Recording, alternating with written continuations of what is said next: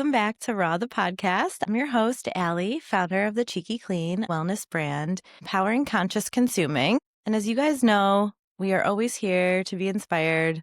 I love learning from people who are walking the walk and building their highest versions of themselves. And I had the pleasure of meeting Kotaro at an art event last week, and I just couldn't help but have him come on the podcast and share his story. Super inspiring, from an athlete to an author to a soon-to-be inspirational speaker.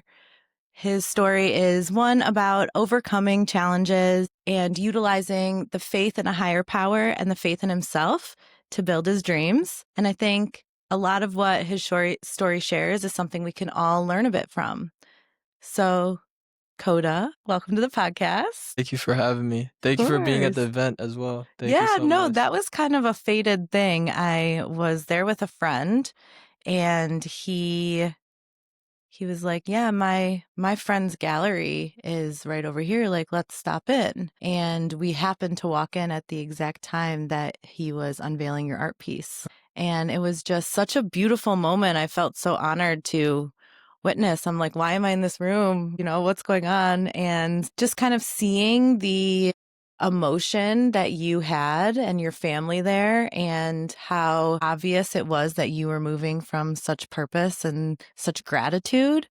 I don't know that you always see often, and it really kind of struck my heart. And when I was looking at your books, I'm like, wow, you are cool beyond your years. And that type of, I think, true gratitude comes from overcoming things to get to that point. And it was obvious that you were honored to be there, and it was cool to witness. No, thank you. And I think our paths crossed for a reason. So Totally. it was I'm incredibly honored to be here.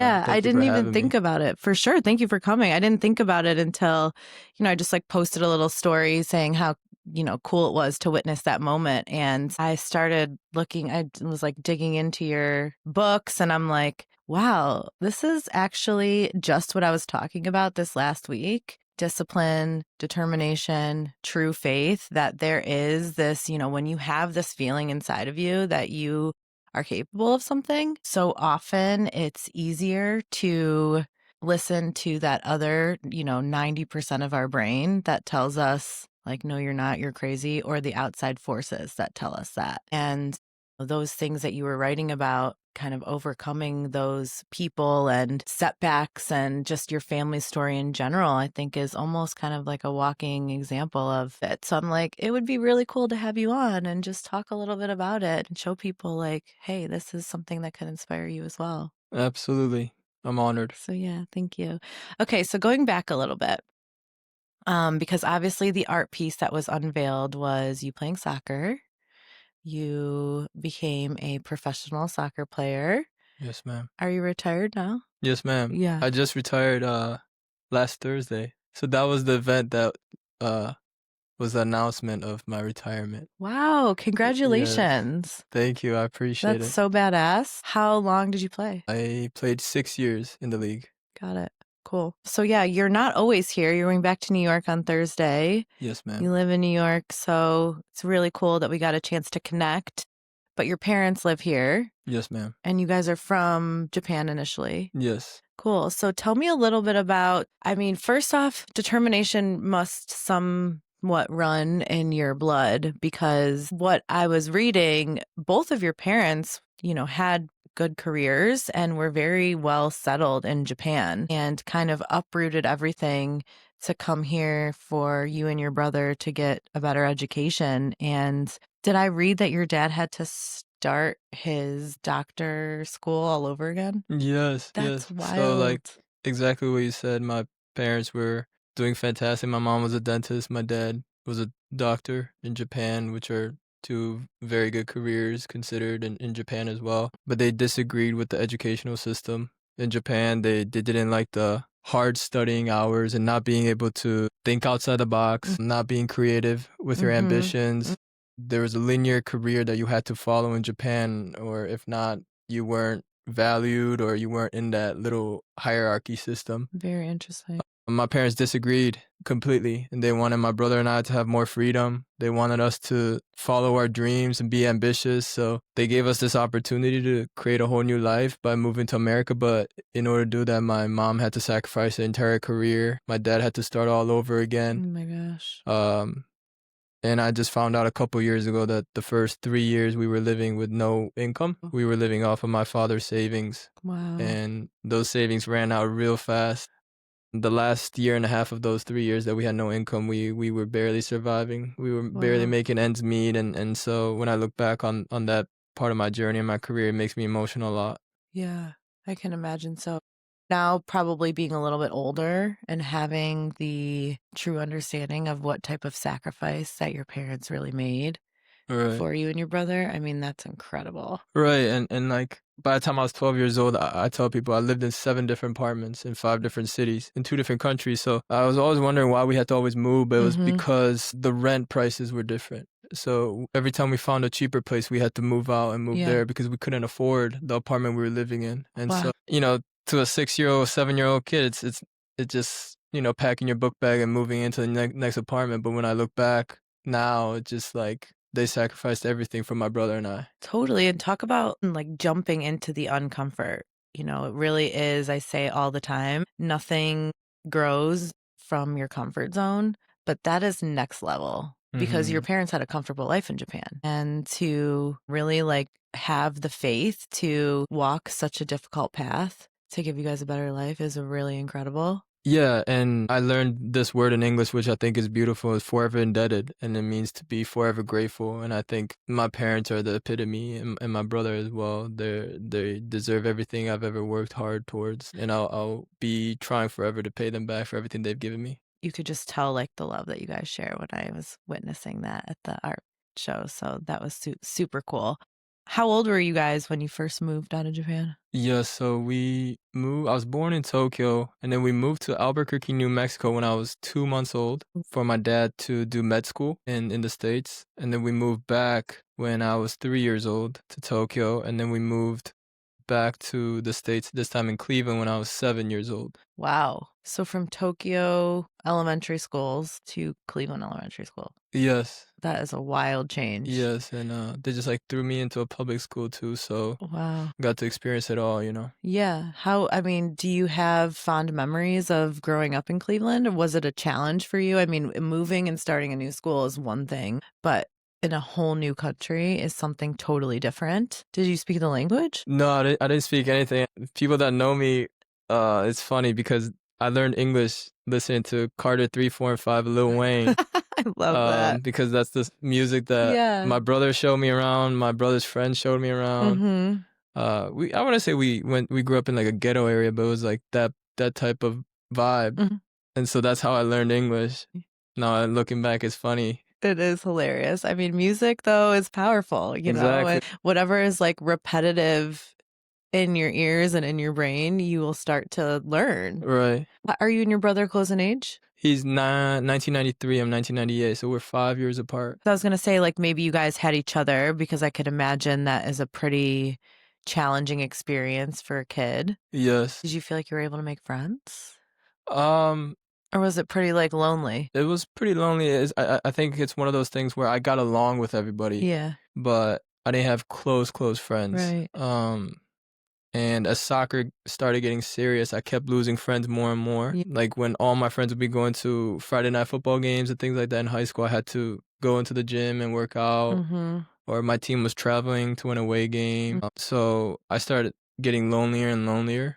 Going back to your question, my brother, it's like he was kind of like the guinea pig. He went through all the obstacles. He showed me how to do things right. He made all the mistakes for me. Yeah. So he created this path that it was so much easier for me to just follow. Cool. And that's why I'm forever indebted to him as well. Yeah. So this I can totally relate to. I was a competitive gymnast growing up, but even now in entrepreneurship, I feel like I'm going through this whole new realm of loneliness because it takes, when you're really determined and focused on a goal you're trying to achieve, it really takes a lot of sacrifice. And there are many nights where, you do have to kind of like put in the work while other people are living life, and it creates this gap between you and your close people, and you eventually, I think, find new ones or those that are kind of like in that space of life with you, whether it's your teammates or for me now, like other entrepreneurs who are maybe in the same space. But that's something that I think is not always realized is everyone wants the dream, but not everyone wants to make the sacrifice in order to get there. What in you, like how did you build this type of discipline at such a young age? Was that something that your family taught you, your parents kind of instilled in you, or did you kind of innately have that?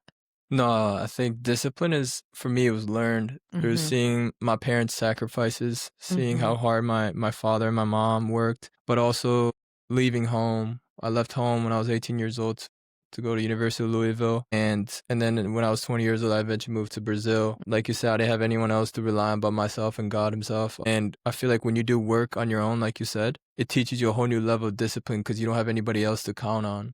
Nobody's Totally. holding you accountable. Nobody's gonna push you to max out on reps. It's just Mm-hmm. you and you and the work there. So when you do work by yourself, I think it teaches you a whole new level of discipline. And I spent so much time alone that I only had myself to rely on. Yeah. And I think I was getting to a point where I was being misunderstood in the sense of I was obsessed with my dream. For example, if I'm spending time with my family and everyone's going to bed at midnight, I was heading into the gym at midnight. And I was misunderstood. My parents would be like, "Hey, get some rest, this and that," but just you don't understand. I have to put in the work, like you Yeah. said, Yeah.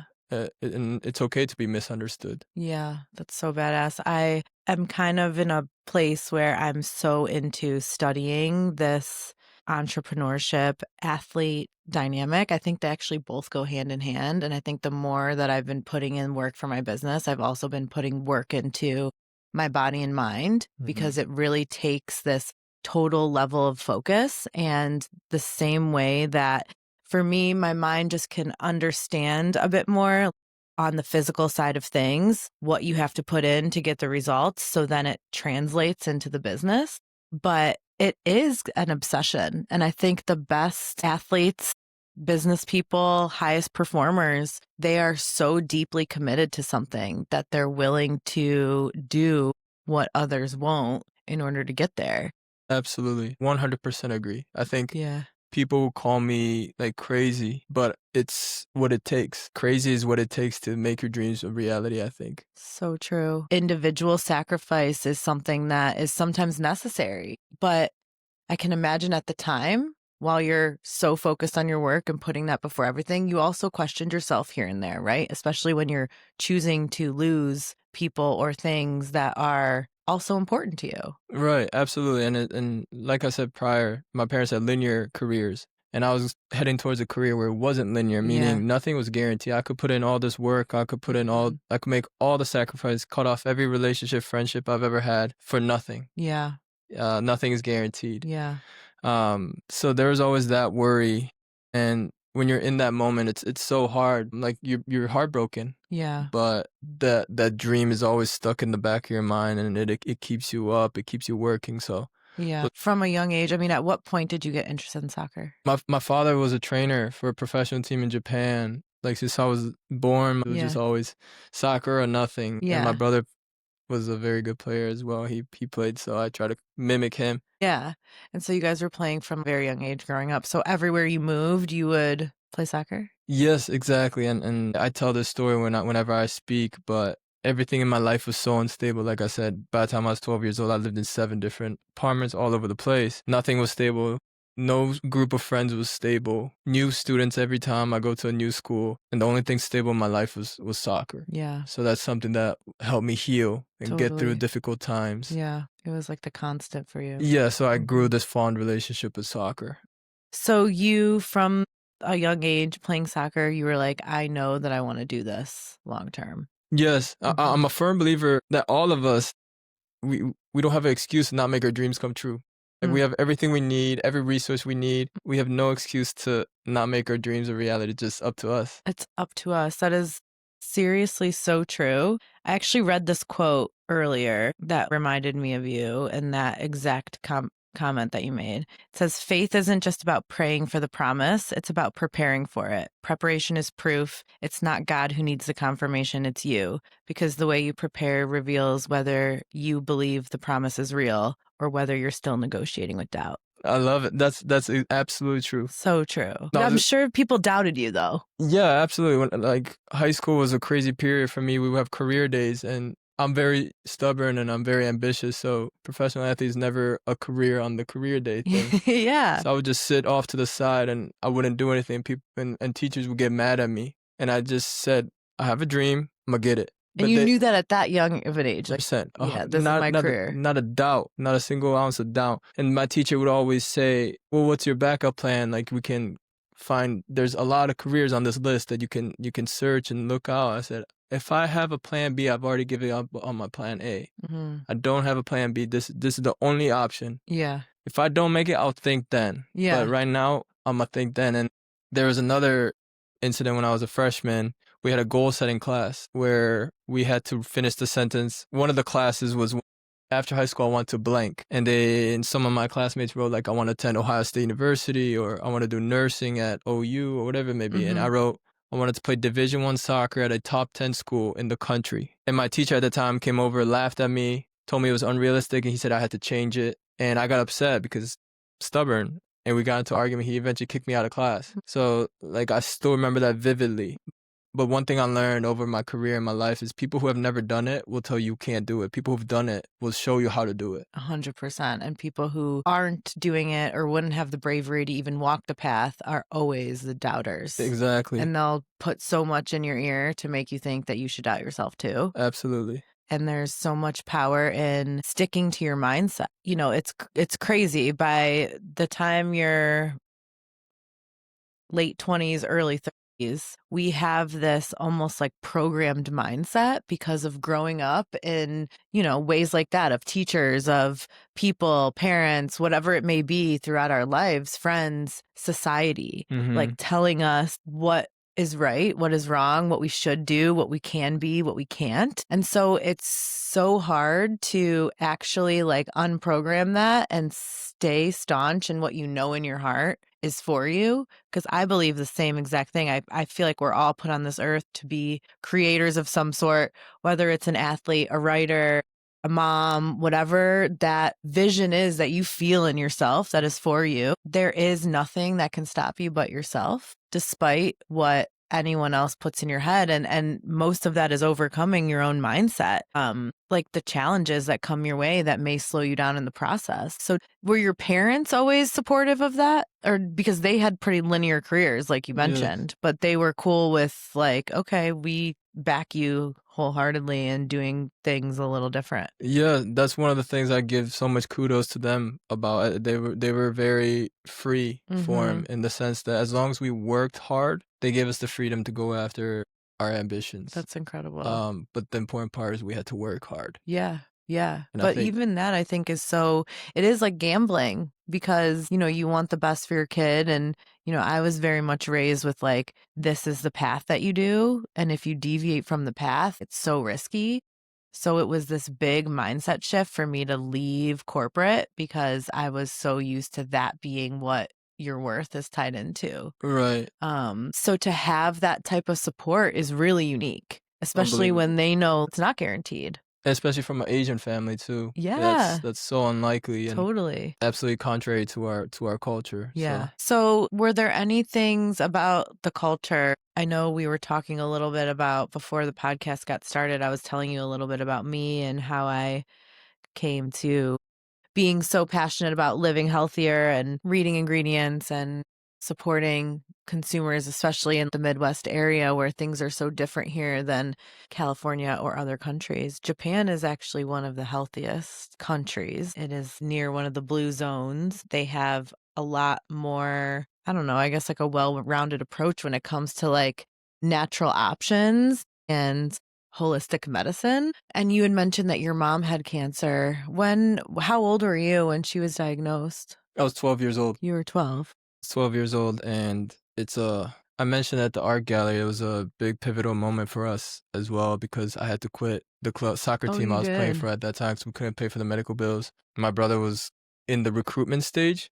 His dream was to play soccer as well. He was in the recruitment stage, but that cost money as well. And so we couldn't pay for any of that. And so my vivid memories were literally just coming home at 3 p.m. from school, making sure my mom was okay, and then just grabbing a soccer ball and going to the backyard and practicing by myself until it got too dark outside. And I would just stack that days upon days after that, and then, but that's what I tell people. Like, one of my favorite advices I got was, your day one begins with one day. And what it means is everyone has a one day dream. Like, one day I want to be healthy. One day I want to be skinny. One day I want to be rich. Yeah. But nobody actually says, okay, today's day one. Yeah, totally. And for me, I had that one day dream was to get to the professional level. And day one literally was just grabbing a soccer ball and going to the backyard and practicing. Right. Despite like not having the formal Exactly. club and all of that came with it.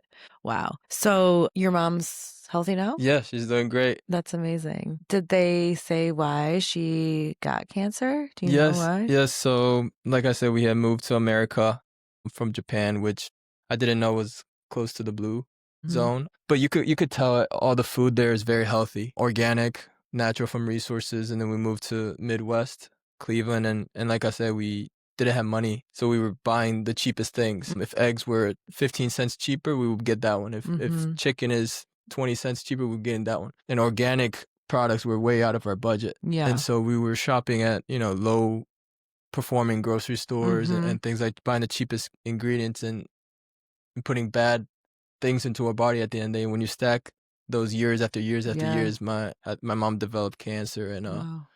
And you believe it's from like the products in the States?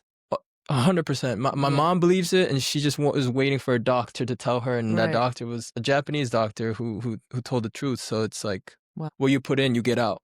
100%. I really preach that a lot. We have a lot of different functional medicine doctors that come on here, and because it's a mindset shift. I grew up in a very similar way where it was bargain shopping and trying to get like the most for your dollar and the most convenience, and that adds up.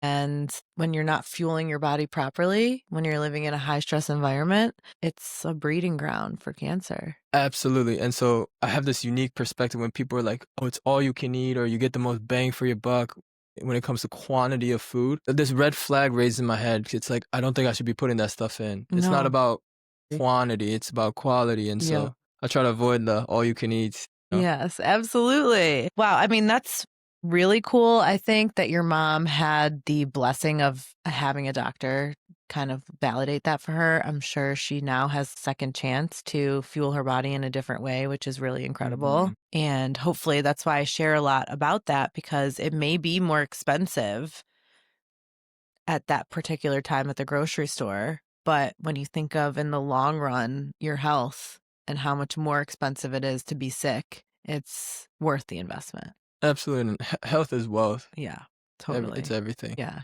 absolutely. So your family is supporting you. Your teachers think you're nuts. And then you were recruited? Yes, I finished high school as the #1 player in the state for my position. I was so badass. Top 150 recruit in the country, one of the top recruits in the area. So I was thankful. National signing day, I think I was the only kid that was there, that was going Division I. So cool. And you went to Louisville? University of Louisville, yes, ma'am. For how long? I went for 2 years. Got it. And then I transferred to University of Akron after they had beat us in the Elite Eight of the NCAA tournament, and I was there for a semester. Was that like a choice that you made, or? It was a choice I made. Yeah. And then from there, I got the opportunity to go overseas and sign my first professional contract. Wow. What age were you when you moved to Brazil? Yes, 20. Yeah. I was 20. 20. So now here you are again, not speaking the language.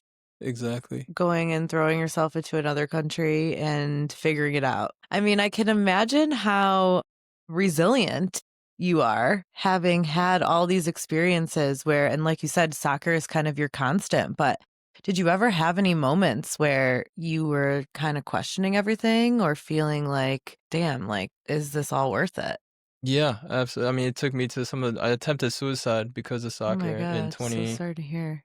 No, everything's great now. It's a blessing. But in September 2020, yeah, I got to, like, multiple things went downhill. I had hit rock bottom, and I attempted on September 20th. But yeah, it just Oh my When god. you stack obstacles on top of each other, it just makes Mhm. you that much stronger. Yeah. So how did you come out of that dark place? So this is a incredible story that I speak a lot. Most of my speaking engagements are about this topic, like mental health. Yeah. Um, so to give you a long story short, I got injured right before the season opener. I tore my quad, and it was torn into two pieces. It's still torn still to this day. That night, my agent had also called me. He's like, "Hey, Kota, I wasn't able to register your transfer within the deadline. In FIFA, you can only trade players between Mhm. teams Mhm. within a deadline, just like NFL, NBA. He missed it. So playing in that season opener was out the window. And it's something I had been working for 22 years of my life. It was my Wow. dream. And it was during COVID. So I couldn't work out with my trainer. I had to work out by myself. Mm. And like I had said earlier, when you work out by yourself, it teaches you a whole new level of discipline. I didn't have anybody else but Yeah, myself. totally. And that dream was taken away in a heartbeat in one day. And I was living by myself, and I just got to this lowest point in my life. And I was like, this is it. I'm done. Right, because you're like, I worked all this Exactly. And for then what? going to back to your question, this continued for like 8 months. I was depressed for like 8 months straight, self-diagnosed. And then I took this act of courage, and my act of courage was there's an office right next to our team cafeteria that I walked past for 8 months straight. And my act of courage was walk into that team office. It was our sports psychologist. And I had stood behind the stigma like I'm a male athlete. I don't need a sports psychologist. Mhm. Trying to act Mhm. tough. And then I just got to that limit. I walked in, she helped me. And the solution we found was so simple is that I told her about all my trauma, everything I've been through in my life. She's like, everything you told me, it seems like soccer was your solution. So there's no, that's fine. That's the amount of obsession that got you here to the professional level. And congratulations. But when you put your identity into something so shallow like sports, it Mhm. takes you to different, very dangerous places. So we shifted my identity from being an athlete to being a Christian, and that changed everything and the trajectory of my career and my life. So at that point, did you believe in a higher power really prior to? My first time encountering it was 18 years old at the University of Louisville. But I tell people one of my biggest regrets is not fully immersing myself into faith. I Yeah. just dipped my toes into faith, and it Yeah. took me to a really dangerous point in my life. Yeah. Faith is such a powerful thing. Absolutely. I do think it's part of the culture here to, go to church on Sundays Mhm. and check the box. But when it comes to the hierarchy of your life and your priorities, it takes sometimes you getting to that point to really shake your priorities straight and realize that if you don't have that faith in something bigger as your number one, all of that other material stuff, I mean, even your family, your kids, if you have them, none of that is possible without that faith in number one. Absolutely. I love that you say that because a lot of the speaking engagements that I do, I break into three categories that which are the three pillars to my life. And I say discipline is what helps you keep your dream alive. If you have discipline, you will keep your dream alive. Courage is how you make your dream into a reality. So you got to take that leap of faith. Mm. And then I stop people there and I say, okay, now it's one thing to get something. It's one thing to make your dream come true, but it's a whole nother thing to keep that something. Mm. It's a whole nother thing to keep that dream. And the Mhm. only way you keep that success, that dream, that goal you've ever had is through faith. What I'm trying to tell people is your goal doesn't really matter anymore. It's Exactly. it's that higher power. You said it's Yeah. what you place your number one identity in, because at the end of the day, when you strip away all your accomplishments, your job titles, what are you left with? Because that's what you're Totally. taking to the grave. Absolutely. It's so powerful. It really is. Um it's the lifeline, the energy, and I think when it comes to true success, it's the mark of those who have really like found a way to find happiness and peace and success in this lifetime. It is when they have that faith beyond everything. Because when you don't have that and things aren't hitting in the way that they should, that's when you revert to, like control and force and all of these actions that are completely misaligned. And you're no longer attracting those things that are meant for you into your Mm-hmm. life. You're actually attracting negative and the opposite. And it's really easy to spiral fast. Yeah, putting your whole identity into something that is not bigger than us is a scary thing, but it's what the majority of us are doing. Absolutely, absolutely. I think it's. I tell people I love asking people 2 questions, everyone that I meet. I ask Mhm. people 2 questions. What's your favorite quote and what's the best advice you've ever got? And the best advice I've ever got is follow Jesus. And it's been pivotal to my life. That's incredible. So what does your spiritual practice look like? I do a daily devotional at Yeah. night, Cool. but I've met incredible people where they send me daily devotionals in the morning. Like I get 3, 4 texts in the morning about just my faith, sending That's me daily awesome. devotionals. Is that and I love being alone. And when I'm alone, I ask my thoughts like, "What's up, God? Like, what you trying to tell me right now? Or like, Mhm. what If you should I don't be spend the thankful?" time in stillness and silence, you won't hear. Exactly, exactly. Yeah. That's really kind of what the, like, Sunday Sabbath was initially for, was to be quiet and in stillness and Mhm. alone with that higher power. I'm a big fan of meditating and praying, and I think people look at meditation as this woo-woo thing, but it's really just time and stillness to connect with source that's higher than us. And it is so difficult for people to take even 10 minutes in silence, Mhm. in solitude. And I think getting harder and harder with this technology world that we live in. It's like you have 1 second, you grab your phone. Like we never just take a minute to be with our spirit. Right. And it's so powerful. I completely agree with you. Yeah. So when did you decide to start sharing? Was it that process of overcoming that darkness and finding this higher power and this faith in moving differently that kind of made you want to share that? I think everyone has a story, but not everyone has a platform. Yeah. And when I got to the league, it kind of gave me a small platform, and schools and communities started reaching out to me, asking me to share my story, share my testimony, and I said yes to a lot of them, and that's how it kind of started. And then when it comes to writing, that's also a dream I've always had. I've Mhm. always wanted to write a book. I've Mhm. always loved writing. Mhm. Um, and like I said, I thought to be a writer, anyone could be a writer, but it helps when you have a platform. And so when I Mhm. when I got to the league and people saw my label as a professional athlete, where like you said, we live in a very clout chase world. Yeah. I said, okay, maybe I have the platform that people want, and I decided to write. And Mm. yeah, 5 books later, I'm incredibly honored and blessed. That's really cool. And what I love is that you're not writing about superficial shit. I mean, you No, really are genuinely writing wisdom that is, like I said, powerful beyond your years to almost a roadmap to help other people overcome obstacles and work towards their dreams. absolutely. I try to stay away from superficial things. I think it's very negative energy. Yeah. We live in a world where people say, "Hey, how are you?" Not with the intent to understand how you truly are doing. They just say, Yeah, "Hey, how are you?" because it's an obligation when you start a conversation, and totally. I don't like that. Yeah. How do you stay so grounded and especially now so you did have this platform, you start to get this clout that other people want to be near and I'm sure even now being in New York modeling, I'm they're in an industry like that, any of that, professional athlete, professional career in general in an entertainment space, it can attract that superficial type of person, energy, opportunity. How do you stay grounded and decipher what's best for you? Definitely 3 things: my culture, my family, and God. Yeah. All 3 have one thing in common. It's being humble. Yeah. If I ever showed a glimpse of arrogance, my parents would put me back in my place. Always, always. And every time I felt like I was achieving cool things, my daily devotion would always lead me back to being humble. Mm, I've always been reeled back.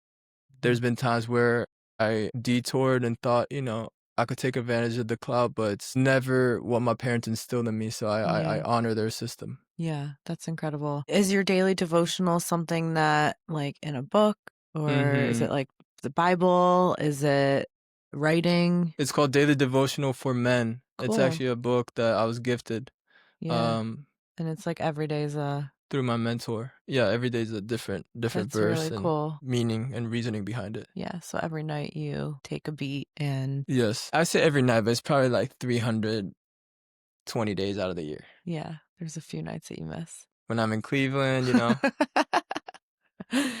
Yeah, so what do you do when you come back to Cleveland, you see your family? see my family, spend time with my brother. He lives here? Yes, he's also a doctor. Cool. So he's working for my dad now. So Nice. it's cool. It's a full circle moment. Yeah. And yeah, I just love the simple life. Hanging out with friends, Mm, going out with them and things like that, enjoying cool. what life has to offer. Yeah, absolutely. That's badass. So as you start to move forwards into the next chapter of your life, like what do you see for yourself? What's your next dream? My dream is to be a full-time speaker for sure. Mm, It's just a matter of time. yeah. I'm really enjoying sharing my testimony and seeing the impact that has on people and just being able to be service to Yeah. others. Be of service. Absolutely. I think God's given me this platform where, athletes are looked up to. But when I show my vulnerability and my weakness and the failures that I've been through, it's like authenticity. Hmm. And I tell people I'm the farthest thing from being perfect. I've made so many mistakes in my life. Mm-hmm. And that's how I'm here. And when I say I'm here, it's the platform that people look up to. So Mm-hmm. I just love being authentic. Yeah, I couldn't agree more. And that's why the podcast is called Raw, because when you learn from someone else's genuine experience and someone's willing to share their soul in a way that is authentic, it not only inspires, but it makes other people see they're not alone if they've experienced something similar or if they're going through something different, but understand now that there is an opportunity to overcome that. It's really powerful. Absolutely. I 100% agree. Like Yeah. at the end of the day, none of our existence will matter. We're not significant enough. Mm, But I think it's one thing to know that you're one of 1,000, yeah, which keeps you humble, but you're also the one, which keeps you totally. confident. Absolutely. That's badass. So as an athlete and a model, what's your like diet and lifestyle like? Are you still training? Do you work Mhm. out consistently? Yeah, I work out every day. Like Like strength truly, training truly every day. or like soccer? Like what do you mean? I Running? so I got to a point. No, I got to a point where like if I don't work out, I just have not done my day well. Right, It's mentally. it's meant it's more mental than That's how I physical. feel I tell people 100%. everyone and no Mm-hmm. one understands. It's like Agreed. people think I'm crazy. But if I have like a 7 a.m. flight, I have to wake up at 4:30 and get a workout. Like that Totally. type of crazy. But what it looks like is I split into 40 and 40. So 40-minute inside, which becomes weights, and then 40 minutes outside, which is usually running. So Mm-hmm. I get 80 minutes of exercise every day, and I fast for 24 hours. Well, technically it becomes 22 hours, but I don't break my fast until 4 p.m. So I don't Weekly or daily? daily. Okay, explain it to me. Every day. You eat But one meal a day? I do, but the weekends kind of get crazy. Like when I saw you at the event, I was hungry before, so I ate like a couple hours before, and then we went to dinner with my family after. But when I can stay on routine, I don't break my fast till 4 p.m. So I'll work out in the morning, Mm. usually anywhere from 6 to 9 a.m. Get a protein shake in, so that's already like 200 calories. What kind of protein powder do you use? That's the thing. I was shocked after I Mhm. just retired because when you're still playing, you have to take the protein powders or whatever supplements that are accepted within the league. Really? So That's you interesting. can't really pick and choose. Mm. It's a small category of protein powders and things like that. So, I wouldn't really choose. That's But crazy. yeah, but now I have the freedom to choose what I want, and it's unbelievable. There's some products I genuinely mean this. I picked up a product and it said warning, it can cause cancer. Yeah, that's Prop 65. And what's crazy is that warning, if it was made in another area of the country, they wouldn't even have to have the warning on it. I was mind blown. I remember I took a picture I and I know. sent it to my mom. Right, I was like, "This is unbelievable." I didn't know 27 years of my life. It can get a little convoluted because soil is so bad in this country now. There's so much lead in the soil that technically any is going to have like a form of lead in it, a certain amount of lead in it. And by California standards, like they have to put the label on it. Okay. So there is a sliding scale of like ones that are worse for you than others, even if there is the Prop 65 label on it, but it does just get you thinking. And there's some things that, for example, in California, you walk into a Starbucks and they have it on the wall because not only is the food potential cancer carcinogens, but also the chemicals, the flame retardants on the furniture, like everything that's in that environment could cause Wow. cancer. And so I feel like people out there even are desensitized to it, but when I first moved there and I started seeing that exclamation point on literally everything coming from Ohio where it wasn't anywhere, I'm just like, so in Ohio, we're just blindly like, we don't care.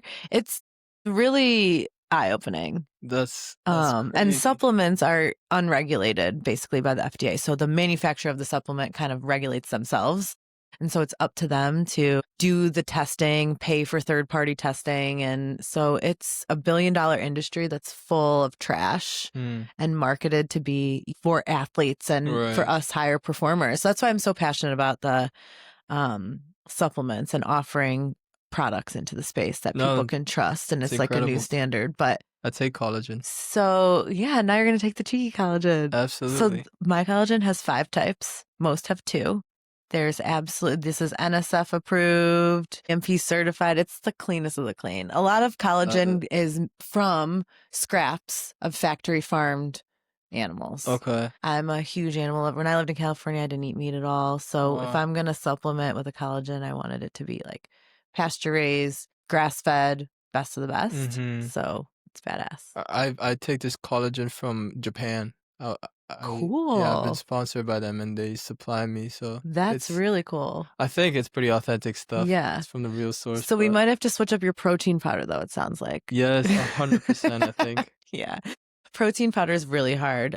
There's a couple that are more legit, but honestly, I would love to make one at some point because in the States, it's really hard to find a good one. Because even if you do find one that is better, it has stevia, which is a sweetener. Oh, I was gonna ask you, what do you think Hmm. about stevia? I love stevia.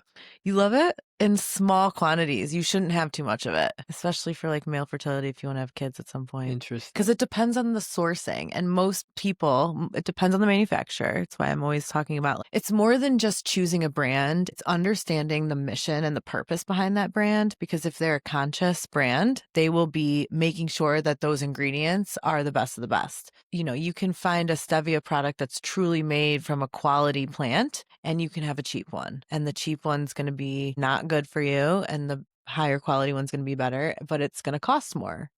So it's always the cheap stuff in any industry is never going to be the way to go, at least right now with where our country is with ingredients. And I would say stevia in general, just like sparingly. What about Splenda? Splenda's a no. No, that's what Yeah. my dad said. Yeah, Splenda's a no for sure. Your dad knows. That's good.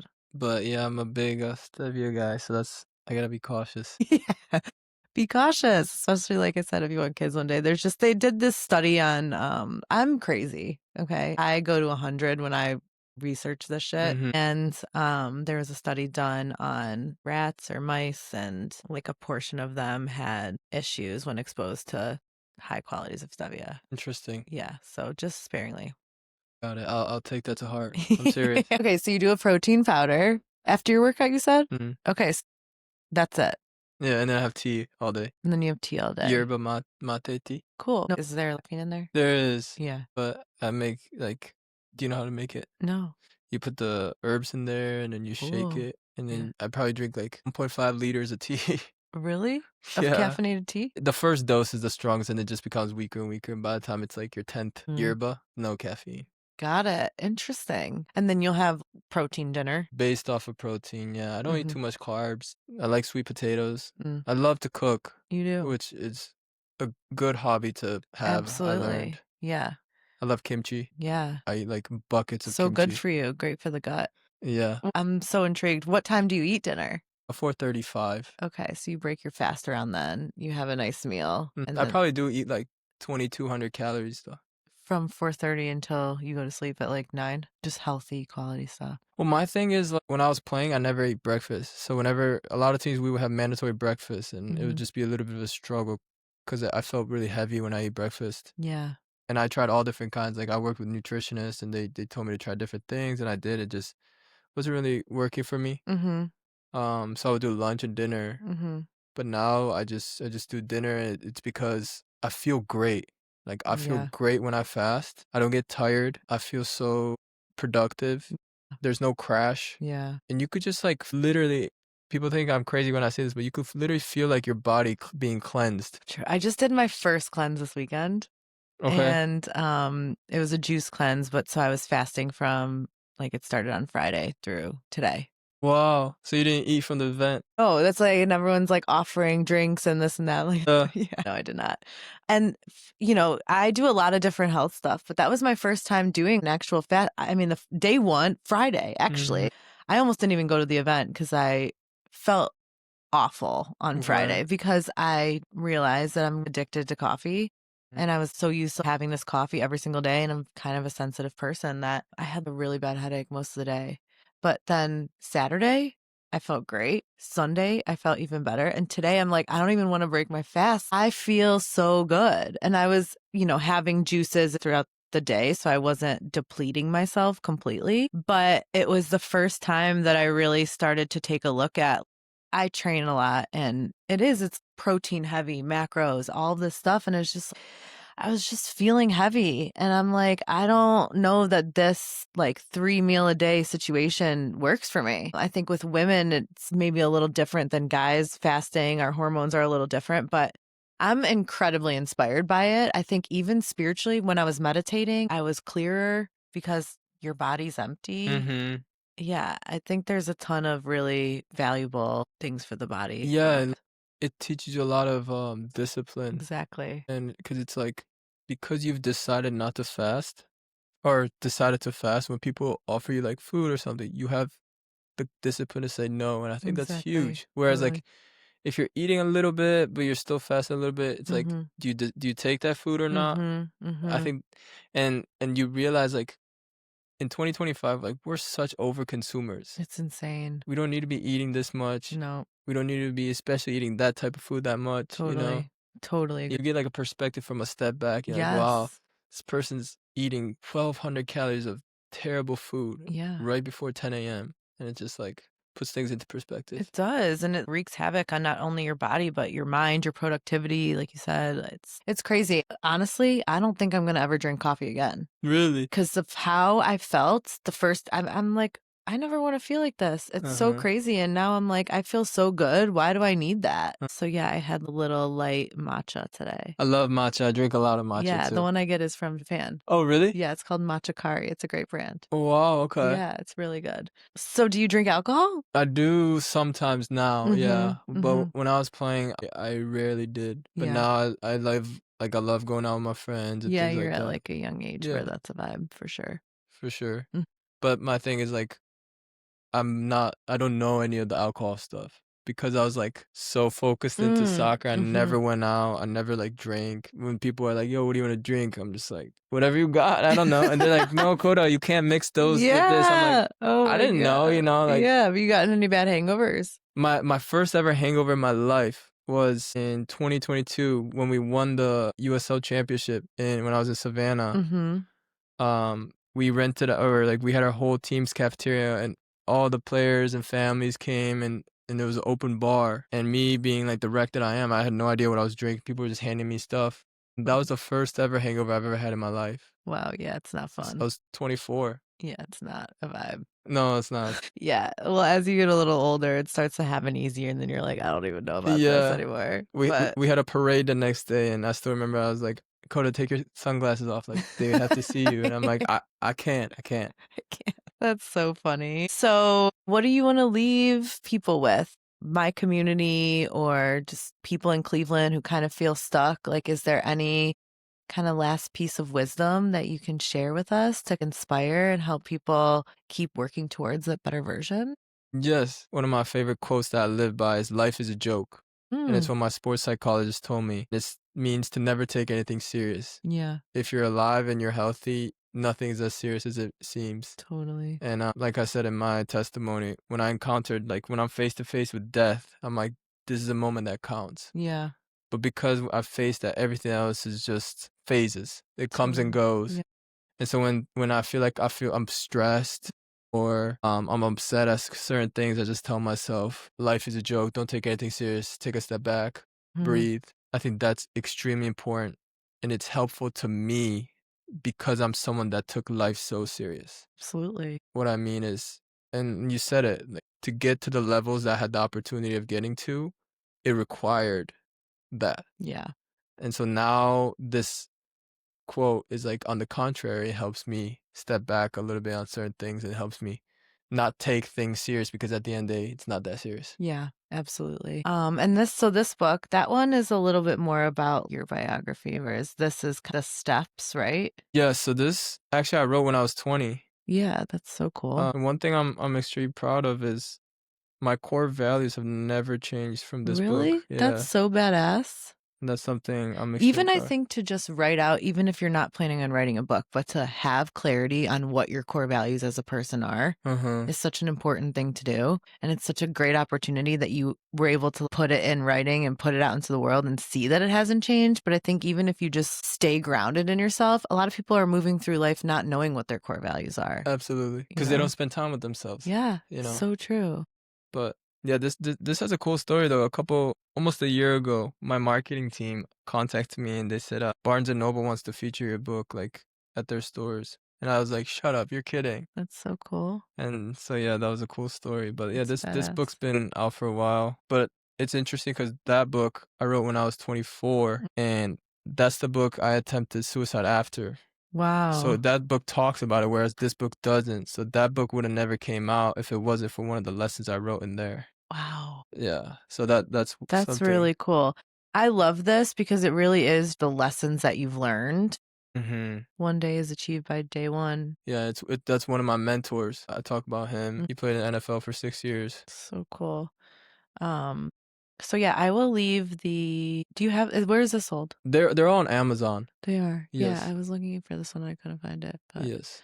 so I'll leave the link at the show Thank you. notes so you guys can get some inspo. I just love that they're short and sweet and so full of wisdom, applicable Mm. wisdom, which is so badass. And it's so nice to meet you and Nice to learn meet you from as well. you. Thanks for coming on the show and sharing your story. I'm so excited to see where else you speak and what else you do. And yeah, we appreciate you. Of Thank you for having me, Ali. This means a lot to me. And thank you course. for being at the event. I know our paths crossed for a reason, so I'm Totally. thankful. Me too. Very grateful. Thank you, Kota. Thank you.